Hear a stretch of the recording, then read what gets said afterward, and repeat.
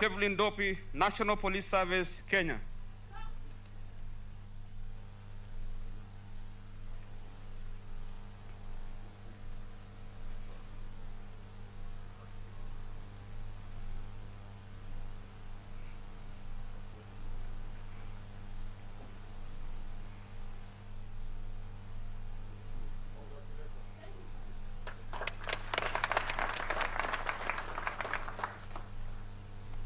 Kano Joel Kiprop Cherotich and Kano Asan Jala Orse, Kenya Army.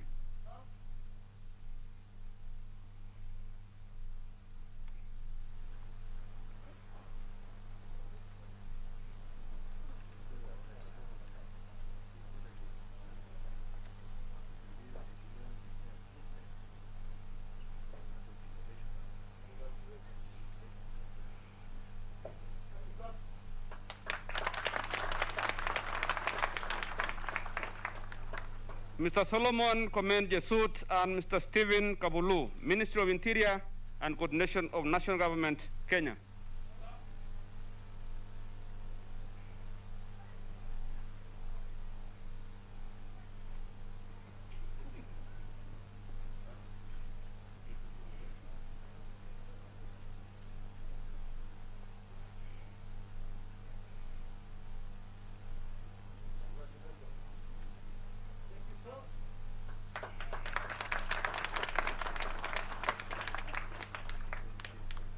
Kano Peter Majaria Githinji and Kano Jerotwe Simotwa, Kenya Army.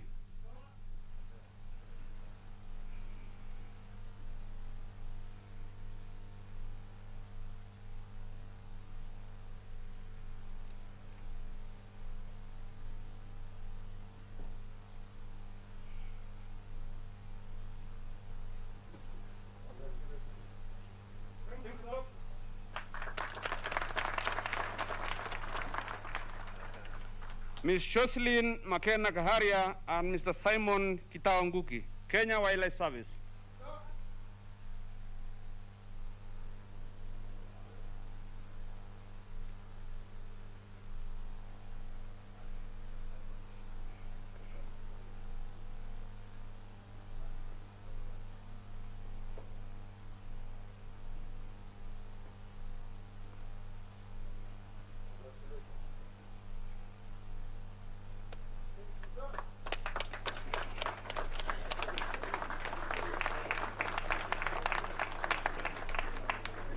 Ms. Salome Mgoe Kakosha, Minister of Foreign Affairs, Kenya.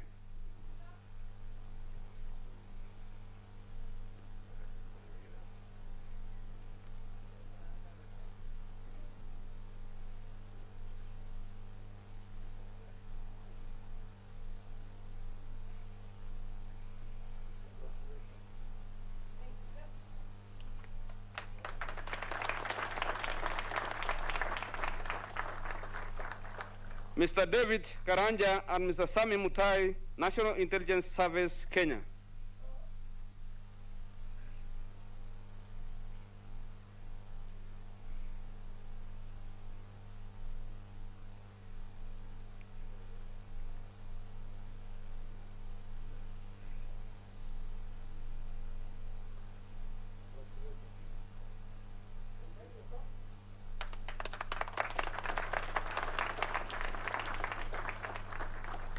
Kano Samson Memusi Kasura and Kano Swale Nzaro Saidi, Kenya Army.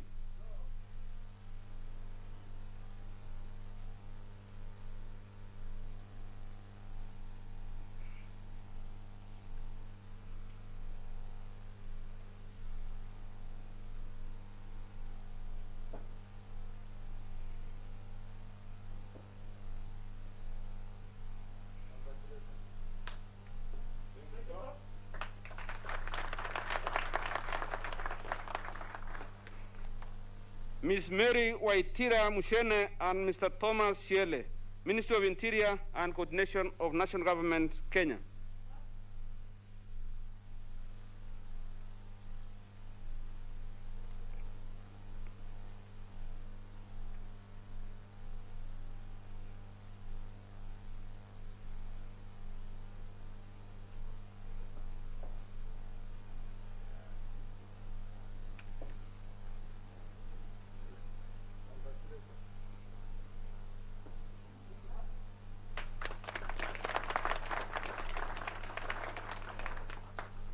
Brigadier General James Chinalwa and Brigadier General Joseph Musoge Semwanga, Uganda People's Defense Force.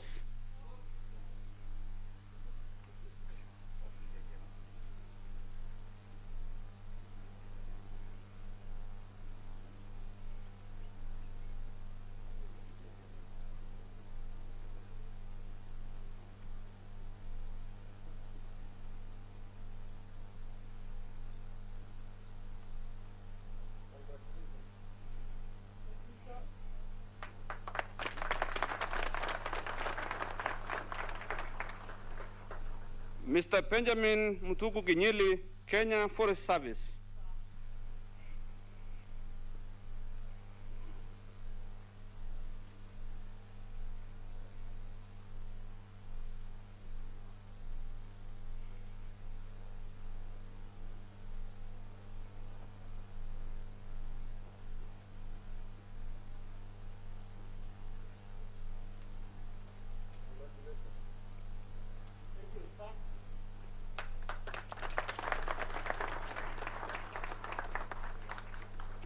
Mr. Henry Kisingu, Kenya Prison Service.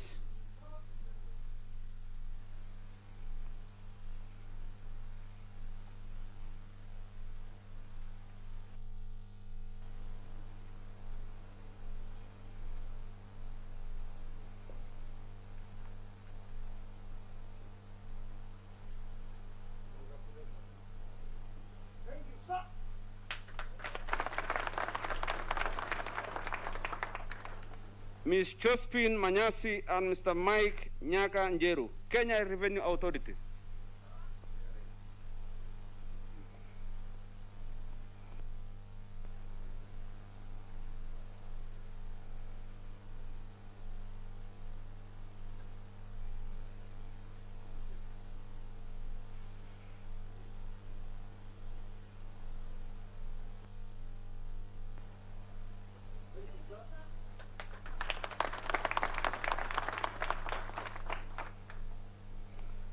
Kano Choitintra Mahad, Nepali Army.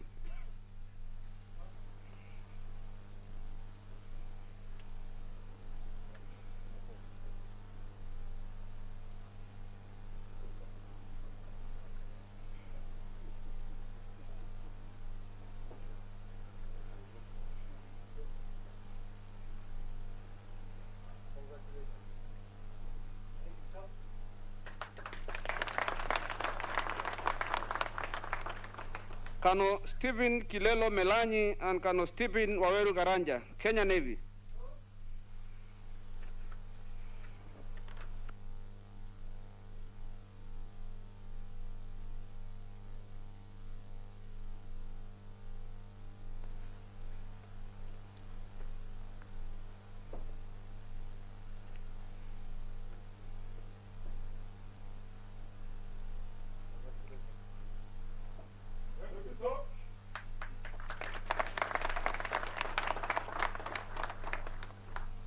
Kano Charles Francis Mujata and Kano Gisito Pachanga Muswaka, Tanzania People's Defense Force.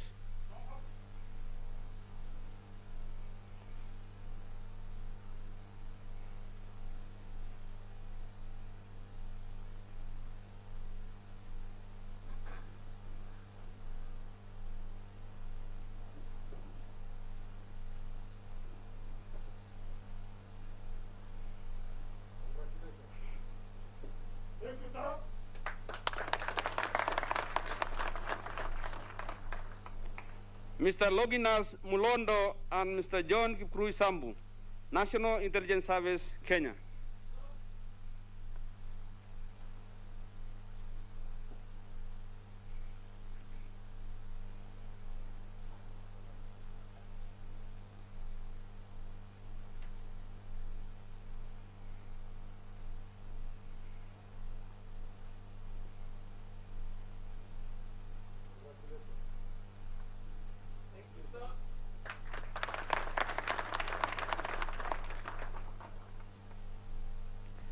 Ms. Daisy Rosalind Karimi Muriuki and Mr. Meldas Were, Ministry of Agriculture, Crop and Fisheries, Kenya.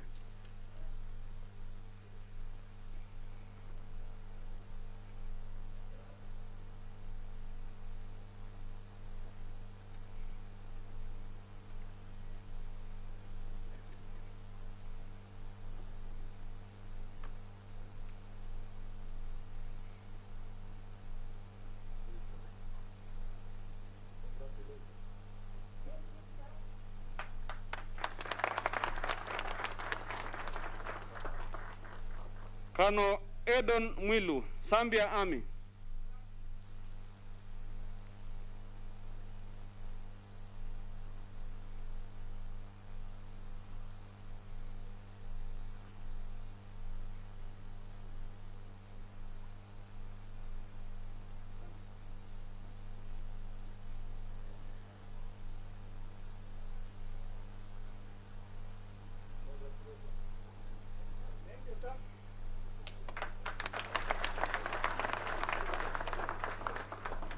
Dr. Dan Odiambo Opon, Directorate of Immigration, Kenya.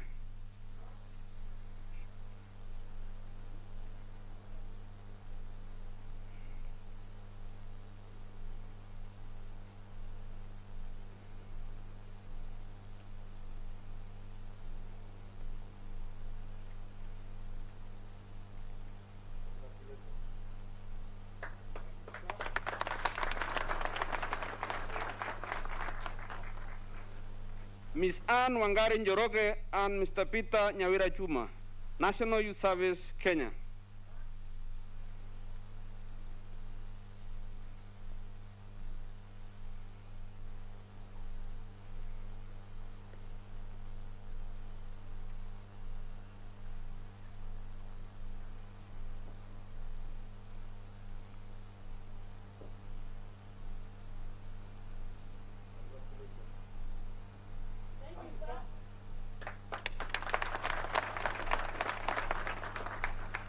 Colonel Gilbert Odwor and Colonel Yvonne Kerubo Kirui, Kenya Air Force.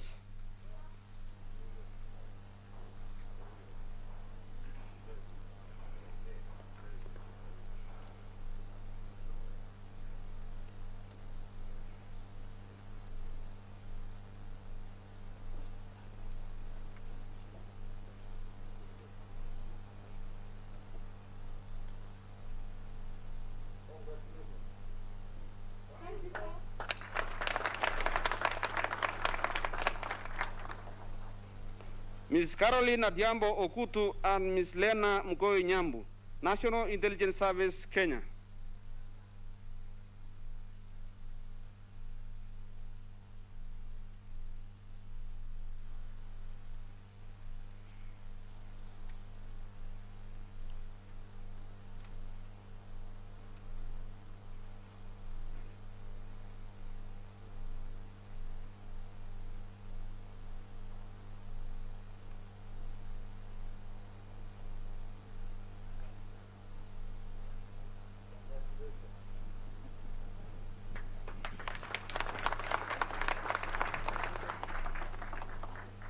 Dr. Sainab Kura Roka and Dr. Adli Suldani Matendejero, Ministry of Health, Kenya.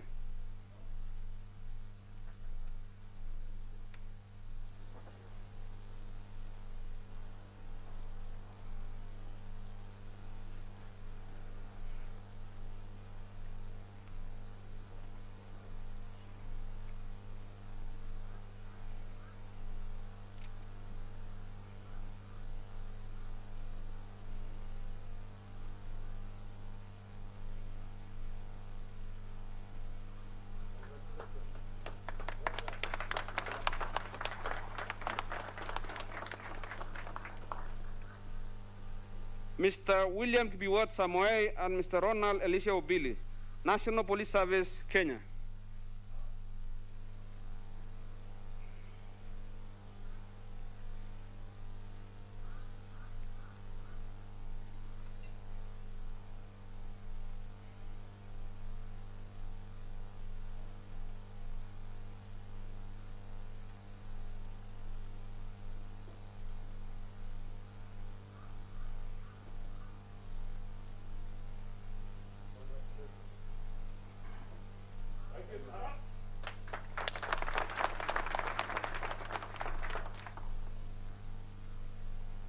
Colonel Joyce Chelangat Sitenei and Colonel Edward Nyamau, Kenya Army.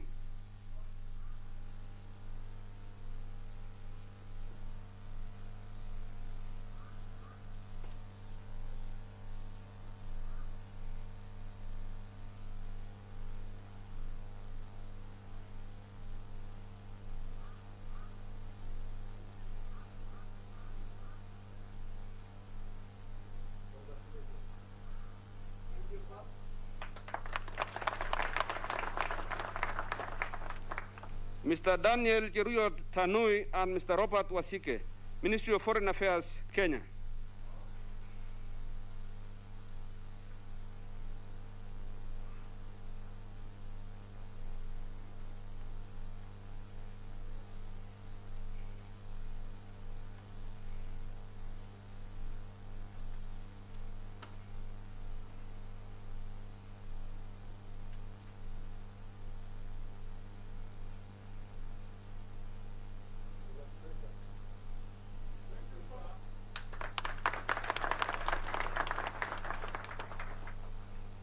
Mr. James Mungai Warui and Mr. Mark Nabuyumbu Barasa, Office of the Director of Public Prosecution, Kenya.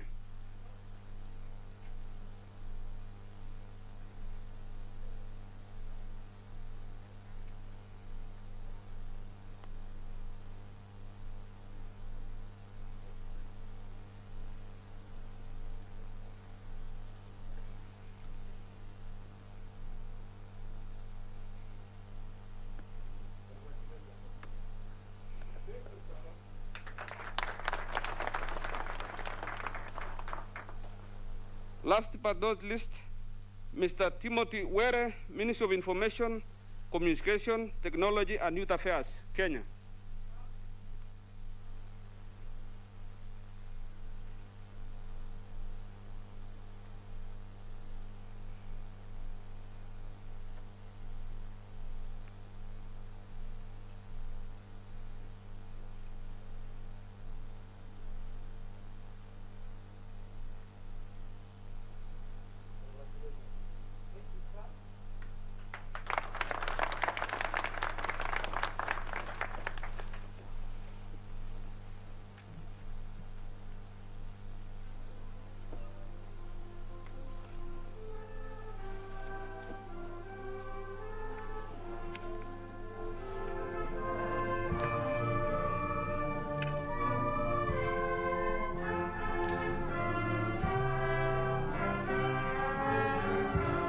Thank you very much, Your Excellency.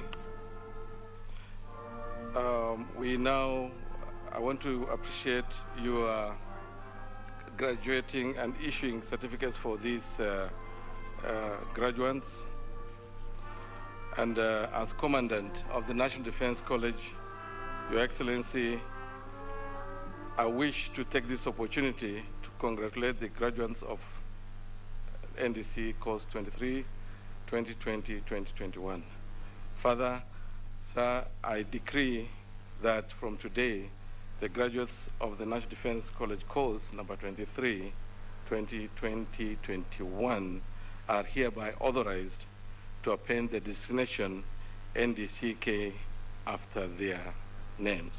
National Defense College, Kenya. And this is on all their official correspondences. From Commandant, congratulations and thank you very much.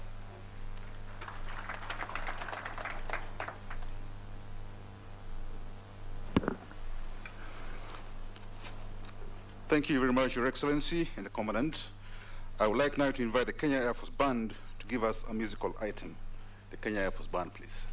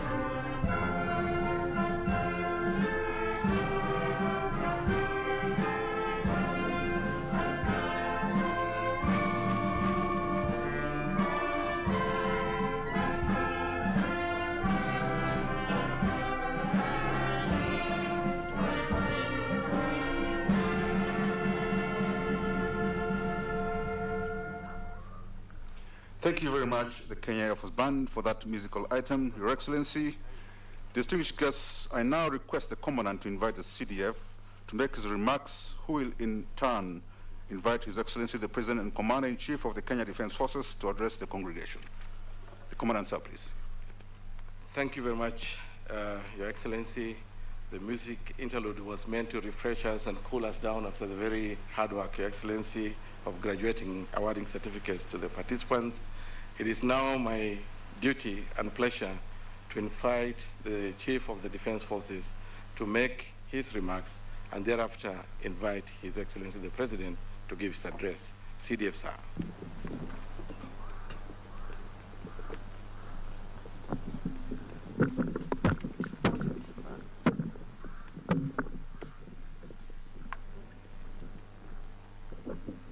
Your Excellency, the President of the Republic of Kenya and Commander-in-Chief of the Kenya Defense Forces, Cabinet Secretaries present, retired Chiefs of Defense Forces, service commanders, serving and retired general officers, members of the Diplomatic Corps, graduating course number 23, ladies and gentlemen, Your Excellency, let me take this opportunity on behalf of the entire fraternity of the KDF to thank you very much for agreeing to come and officiate over these 3 events in one day. We are very much aware, Your Excellency, that your schedule is very tight, but you graciously agreed to be with us today. This day marks a memorable triad in the history of the National Defense College by firstly receiving a high-level lecture of opportunity on developing Africa's maritime security architecture, opportunities for security and prosperity. Secondly, Your Excellency, you accepted to preside over this graduation ceremony of Course 23, going into annals of history as a unique and very proud moment for these graduates. Thirdly, Your Excellency, we look forward to the award of the Charter of the National Defense University, Kenya, recognizing that the National Defense University, Kenya, is an institution of strategic national importance. Presiding over these 3 key events on a single day underscores your invaluable support to education and training in the Kenya Defense Forces. Indeed, Your Excellency, the focus of KDF Training Directive endeavors to develop higher levels of mission readiness, to upscale KDF's response to national security challenges, deter potential threats, and to develop appropriate competencies for national development. Your Excellency, in our midst today, we have 4 retired chiefs of defense forces, General Staff, Chief of Defense Forces and Chiefs of General Staff, and I request Your Excellency that you allow me to introduce them to the congregation, as it is them whose vision has allowed this institution to be where it is. I'll start with the senior-most of the Chiefs of General Staff, who served from the 30th of November 1996 to 30th of November 2000. General Retired Daudi Tonje, please sir, if you may stand.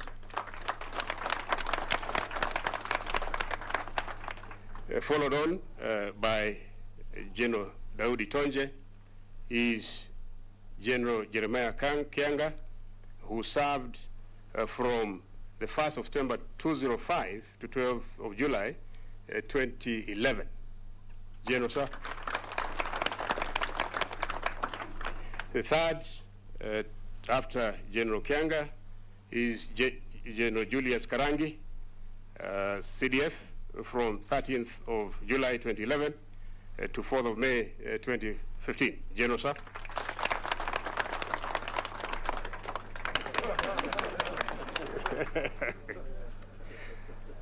Last but not least is General Samson Mwadede, who I took over from, and who served from the 5th of May 2015 to 10th of May 2020. General, sir. Thank you very much, and we are very grateful and indebted to these senior general officers whose service, steadfastness, distinguished and diligent service to this motherland is well known to all of us. Your Excellency, lastly, allow me to congratulate and commend the leadership of this institution, starting with the Commandant, his deputy, and the senior directing staff members for improving training standards at this institution. I also wish to commend the graduates for having successfully completed this very important course, and wish you all the very best as you take up new roles in your respective countries. Finally, Your Excellency, it is my duty now and pleasure to invite Your Excellency to address the congregation. Your Excellency, sir.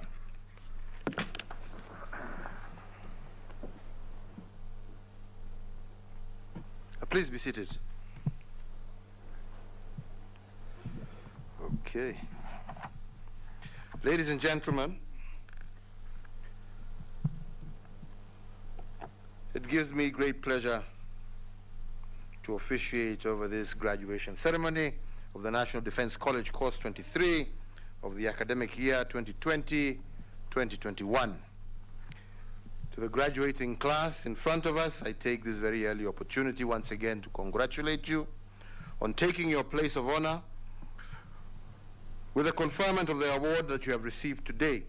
And you will represent your nations, and I believe the future is bright for each and every one of you. Let me further extend my felicitations to your families who have supported you during your year-long absence while on this course, especially during this very difficult period when the country and indeed the world is confronted by the COVID-19 pandemic. Ladies and gentlemen, as we have heard, the National Defense College has since its inception remained committed to developing and promoting professional leadership skills, quality and integrity in the management of national security policy as well as strategy. The college also continues to attract participants from the Kenya Defense Forces and their counterparts from the immediate East African sub-region, the rest of Africa, and beyond.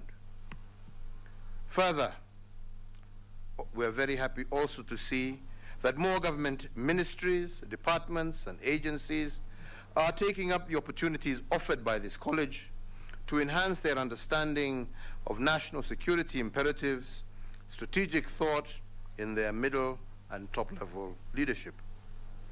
The increased interest in training at this college, I believe, is an affirmation of the high standards and the great value of the courses on offer, and cements your position as an institution locally, regionally, continentally, as well as globally. I was informed earlier and have been following over time that part of the one-year course, the college, that apart from the one-year course that we are graduating today, the college has, through the Center of Security and Strategic Studies, trained another 184 senior government officials on short courses that are aimed at enhancing national security awareness across all three arms of government. The CSSS is also a focal point in advancing research capacity in national security, serving as a national think tank and a multi-agency center for excellence for the government of Kenya. I am also convinced that the research output at the center will be of great value to the region and the international community at large.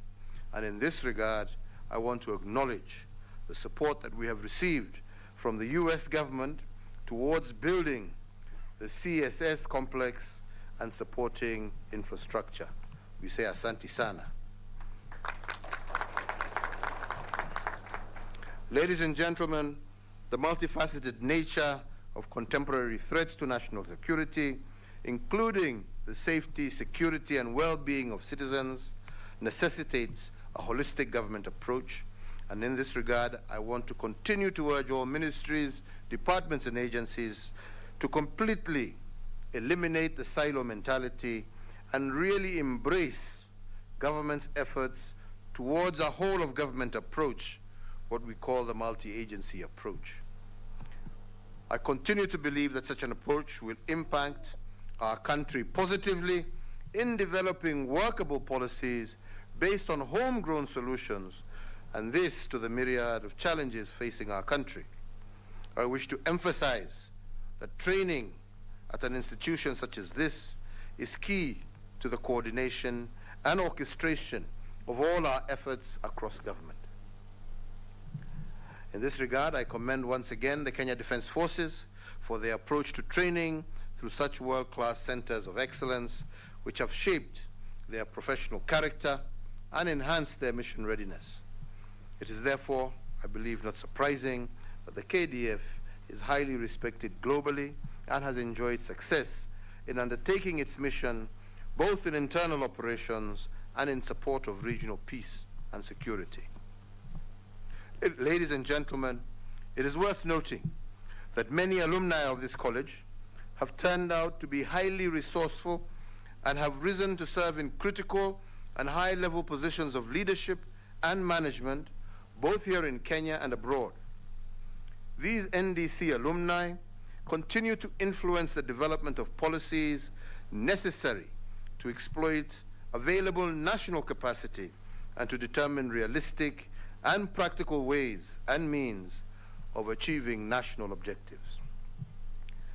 As these alumni deal with their respective national priority issues, I urge them to continually be cognizant of the need to align national, regional, and continental aspirations so that we may have a strong and well-functioning institutions at the regional level and a more united and strong Africa in which our respective states will thrive. Ladies and gentlemen, as we all know, the past year, the world has been battling the COVID-19 pandemic.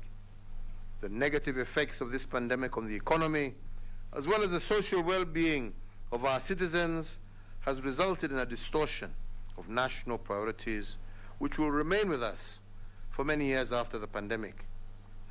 Many of you present here today will likely be part of the team which will help drive the post-recovery efforts. On top of that, and regarding your stay here, I believe that this graduation and the successful completion of the course is evident of the individual and collective manner in which you overcame the negative impact of this pandemic.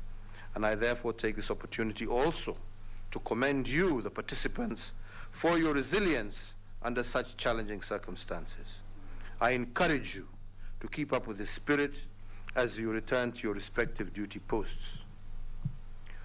Ladies and gentlemen, as the CDF has just said, I will shortly be awarding the charter to the National Defense University, Kenya.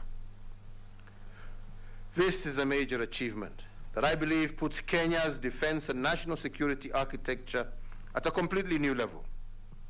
The NDUK joins the League of globally renowned strategic institutions such as the National Defense University in Washington, D.C., and the National Defense University in Malaysia, among others. The National Defense University Kenya affords key government actors as well as multi-agency stakeholders, not only from Kenya but world over, the latitude to conduct world-class training and cutting-edge academic and policy-oriented research on critical matters that touch the national security, strategy, defense, governance, conflict management, peace support operations, and human development. I note with a lot of pride that, for instance, under the new arrangement, the National Defense College will now offer a master's degree in national security and strategy. This is an invaluable opportunity for scholars and practitioners in the defense and security domain to research and learn in a unique multi-agency environment, to seek practical, actionable, as well as sustainable solutions to the many and varied security, governance, and human development challenges facing the 21st century, especially those in the global south. And to develop lifelong friendships also that will bring our nations closer together. Indeed, in this day and age, we live in a globalized, dynamic, and at sometimes volatile international environment that is wrought with not only many and varied security threats, but also immense developmental opportunities in equal measure. And I therefore challenge you to rise to the occasion and develop the knowledge, skills, values, and attitudes that will enable Kenya, Africa, and the global south, as well as our strategic partners far and wide, to endure, grow, and prosper within an atmosphere of dependable international cooperation, enhanced regional integration, and sustainable development over the coming decades. Let me once again, ladies and gentlemen, take this opportunity to thank the entire KDF fraternity, led by the CS, the Chief of Defense Forces, all officers, for their utmost dedication and sacrifice in serving our country and its people. Equally important, I cannot forget to recognize and appreciate serving and retired Chiefs of Defense Staff and general officers who have contributed immensely over time to the success that is currently enjoyed by the KDF. I also, at this juncture, want to thank the College Advisory Board under the stewardship of the Head of Public Service, the CDF, and also the Commandant and the entire faculty and staff for the good work that you continue to do in advancing this institution to be among the best globally. I have noted with great pleasure that alongside the pursuit of academic excellence, the college has also undertaken a comprehensive plan for infrastructural development to expand and upgrade your facilities here. And I want to assure you, Commandant, of my administration's support in the development and expansion of training, not only here at NDC, but also CDF throughout the entire Kenya Defense Forces. This is in order to uphold the professionalism and expertise for which you have earned respect for worldwide.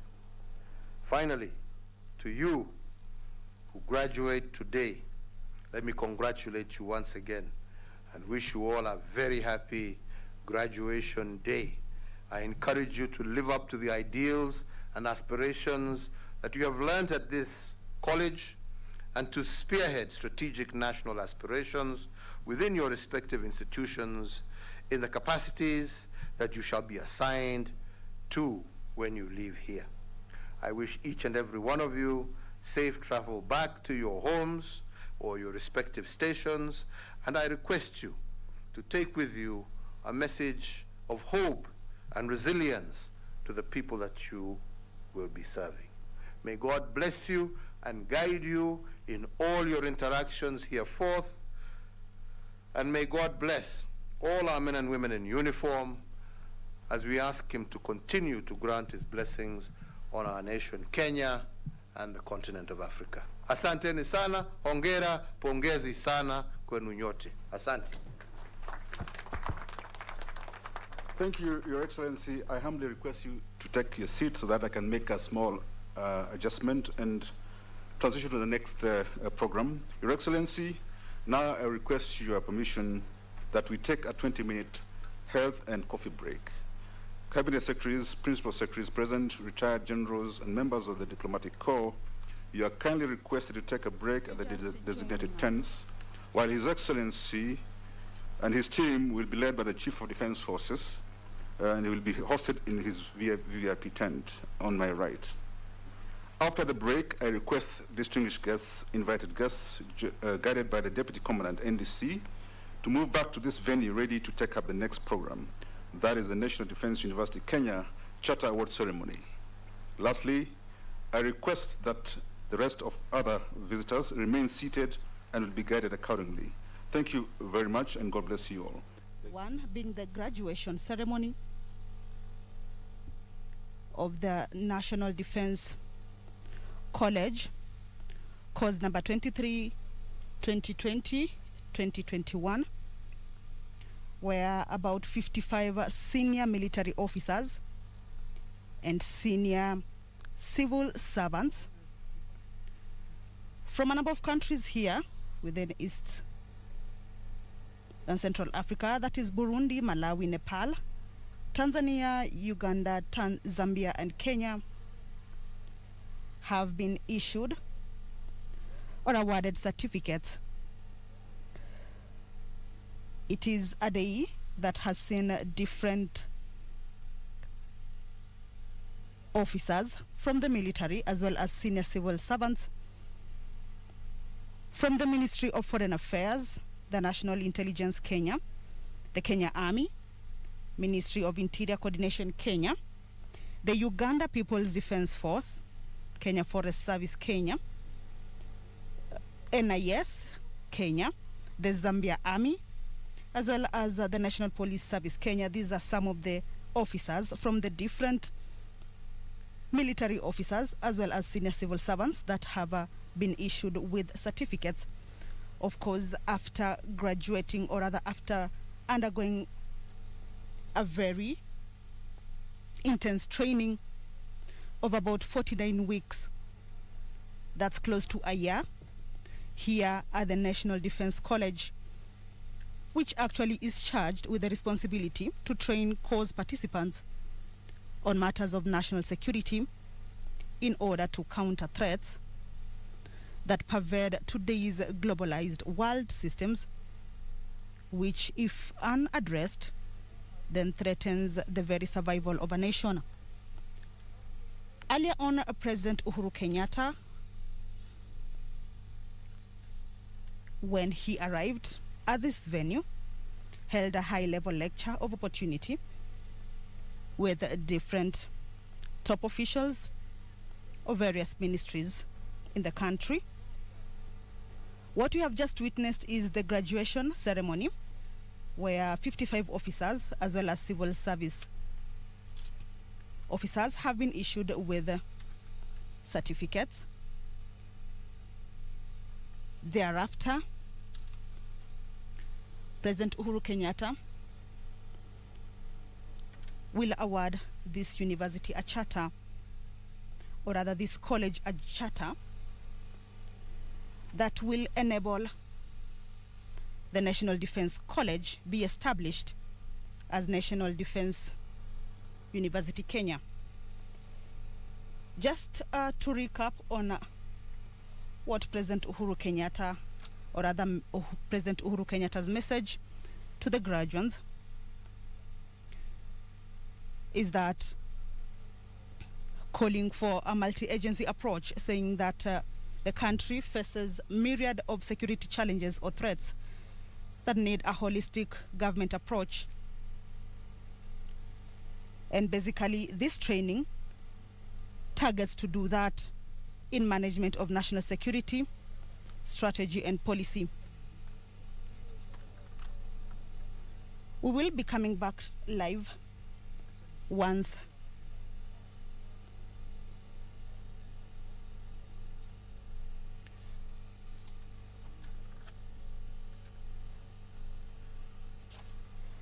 or rather the charter actually will help the country join other countries, as the president has said, among them the Washington DC University, which is a national defense university, as well as the Malaysian. So Kenya will also be joining these two universities. And therefore, this establishment of the National Defense University Kenya will place Kenya among other world leaders in the establishment of national defense universities that engage the vast national intellectual resources to address the core national requirements to promote national security of Kenya and beyond, while pursuing and protecting national interest to enhance national survival and defense. This has been a live broadcast from the National Defense College, now the National Defense University Kenya, in Karen. Back to you in studio.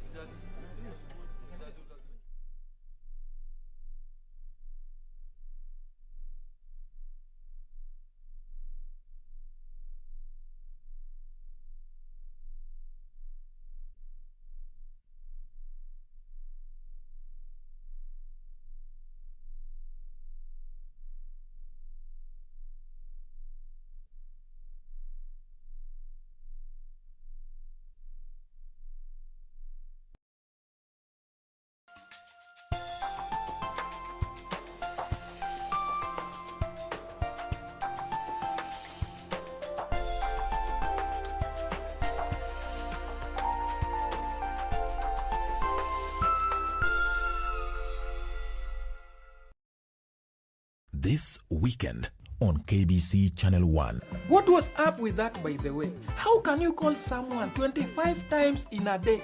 Was heaven burning? Nayaga Minesi, I even bought you this milking mouse doll because of that issue. Please let me speak.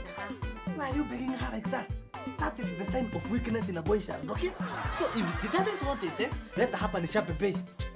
So basically what you're saying, teacher, is Atito was now 247 out of 250.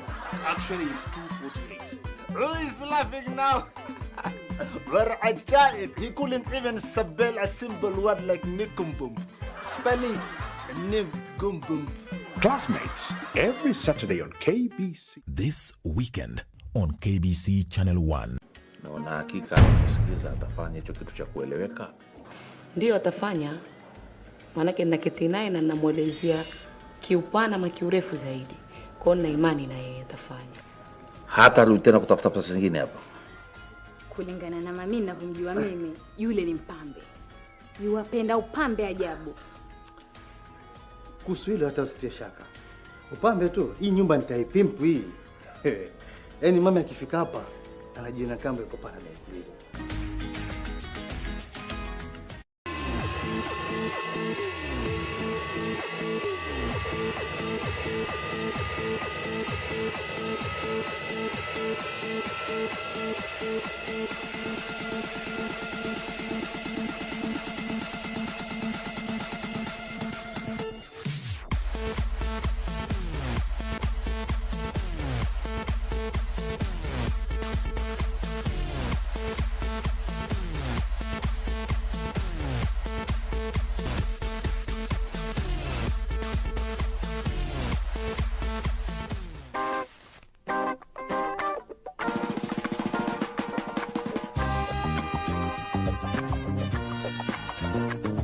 Nichukulie kwa mfano ndani ya matatu.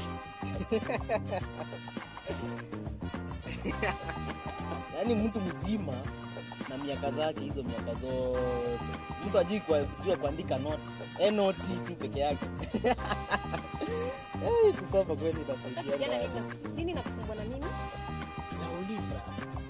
Ni bwana. Chupea. Okay. Mama Enjo.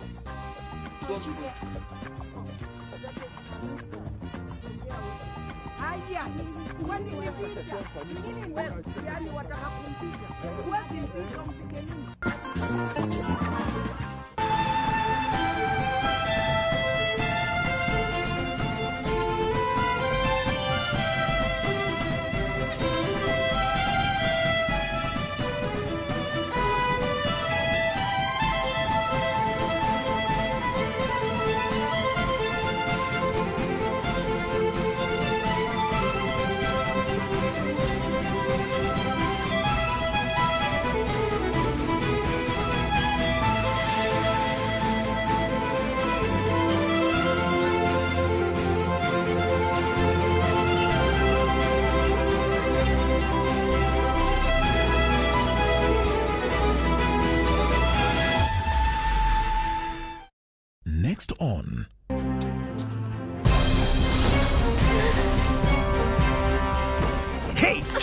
think you're trying to do, huh? Cipriano, where is Mariana? I want you to tell me, please. Where she is none of your business, so please stop bothering me, okay? He hung up. You love my husband so much, so you'll do anything to make you look good to him, won't you? Amaya is here, but as my wife.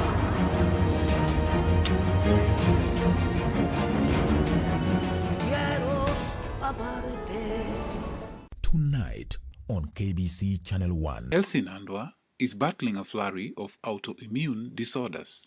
This is a condition that occurs when your immune system mistakenly attacks and destroys healthy body tissue.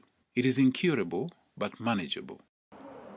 The major challenge we have with the management of this disease is that the drugs that work best are very expensive. Nandwa is worried that her immunity is compromised. The infliximab itself, it's an immunosuppressant, so my immune is very low. So I'm not supposed to be lousy, walk around in matatus, because I'm at risk of getting the COVID-19. Next on. Kuna mashakili mengi katika dunia hii, atuondole. Kuna COVID-19 ya corona, ndo hiyo. Kuna shida, kuna maradhi, pesa imekosekana, maisha yamekuwa ni magumu, kila mmoja analia, wafanya biashara wanalia, wafanya kazi wanalia, watoto ndo hawa. Alhasil ni na Mwenyezi Mungu Subhanahu wa Ta'ala ndo mwenye kutoa riziki.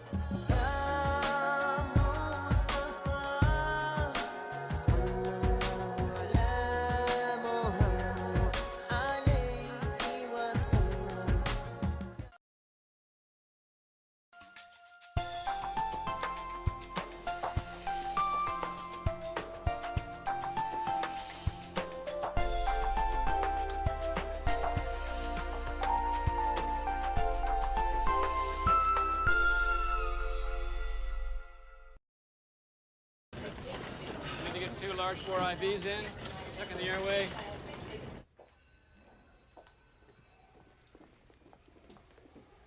I'm so sorry.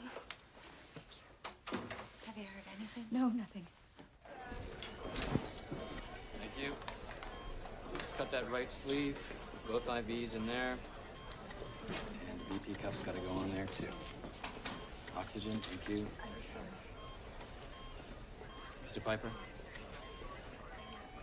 Mr. Piper, we're going to do all we can to save you, Mr. Piper.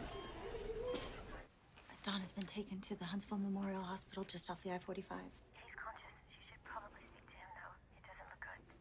Would you like to speak to Don? Yes, I would. We don't let people speak to patients unless it's a grave situation. All right.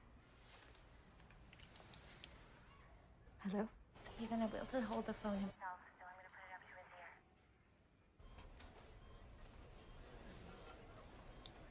Don? How are you? I'm so sorry that this happened. It's not your fault. I just wanted to come home, Eva.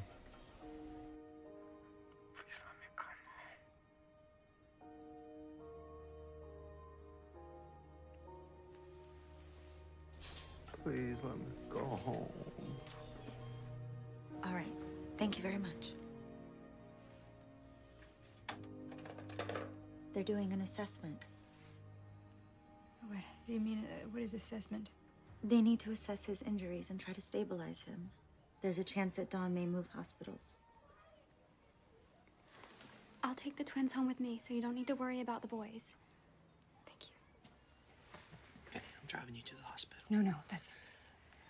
You don't have to. I want to drive you. Thank you. He's deteriorating rapidly. I don't think he's going to survive the afternoon. Put him in an ambulance and take him to Houston. This facility isn't equipped. Don't you think we should helicopter him to Herman? No, nobody's flying in this weather. As my condition was deteriorating rapidly, it was decided to move me by ambulance for the 80-mile trip back to Houston's Herman Hospital, which had a much better trauma center. Still, I kept wondering why God had brought me back. You gotta do something. You gotta... Medicine. You gotta give me some medicine, please. I've given you all I can. No, you gotta give me more.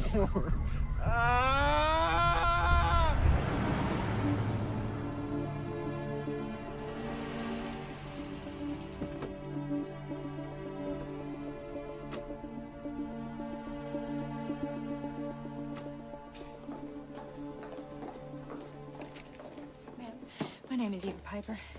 Has my husband, Donald Piper, arrived? He's in transit. Should be here any moment. He's not here yet. No. He'll be coming in from over there when he does. Don, I'm here. We're gonna take care of you. Listen to me. It wasn't your fault. You're gonna make it. We've got to go. You're gonna make it. We need you to fill out these insurance forms. Thank you.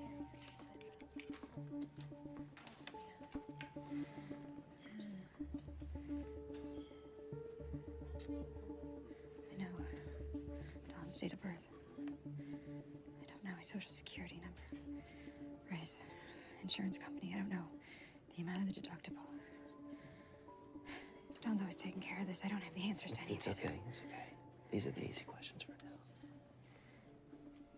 All I know is that Don is supposed to lead evening services. He's meant to preach tonight. We already have that covered. I don't know any of this.